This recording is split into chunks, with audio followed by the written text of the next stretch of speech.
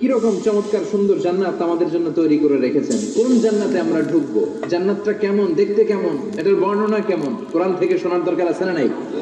শুনবেন শুনবেন, কষ্ট করে শোনাবেন। এখন আমরা শুনি আল্লাহ তাআলা জান্নাতের ভেতরে আমাদের জন্য কি নাজ নেয়ামত তৈরি করে রেখেছেন। আমরা মহাবিশ্বের মহাবিশ্বয় মহাগ্রন্থ আল কোরআন থেকে ধারাবাহিকভাবে আজকে শুনবো ইনশাআল্লাহ। পড়া রব্বুল আলামিন বলেন, ফালা তা'লামু নাফসুম মা উখফিয়া লাহুম মিন কুররাতি আ'ইন জাযাআম বিমা কানু ইয়া'মালুন।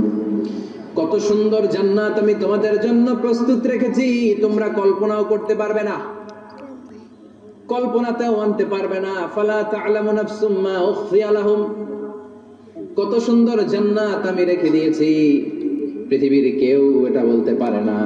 কারোর ধারণার মধ্যে জান্নাতের ধারণা আসতে পারে কত সুন্দর হবে, কল্পনাতীত জান্নাতের সৌন্দর্যটা কোরআনের আলোকে আমরা কিছুটা বোঝানোর চেষ্টা করব, কিন্তু আসলে জান্নাত কত সুন্দর এটা কি না দেখে বোঝা যাবে? কথা বলে।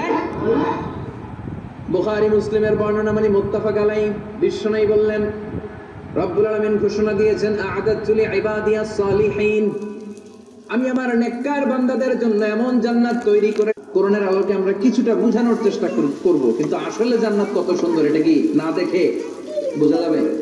কথা বলে। বুখারী মুসলিমের বর্ণনা মানে মুত্তাফাক আলাইহি, বিশ্বনবী বললেন, রব্বুল আলামিন ঘোষণা দিয়েছেন, আ'আদাতু লিইবাদিয়াস সালিহিন, আমি আমার নেককার বান্দাদের জন্য এমন জান্নাত তৈরি করে রেখেছি, মা লা আইনুন রাআত, পৃথিবীর কোনো চোখ সেটা দেখে নাই, ওয়ালা উযুনুন সামিআত, পৃথিবীর কোনো কান ওই জান্নাতের কোনো শব্দ শুনে নাই, ওয়ালা খাতারা আলা কলবি বাশার, মানুষের অন্তর দিয়ে জান্নাত কত সুন্দর হবে কল্পনা করা সম্ভব না, অসম্ভব, এটা কল্পনাতে আনা অসম্ভব। আপনি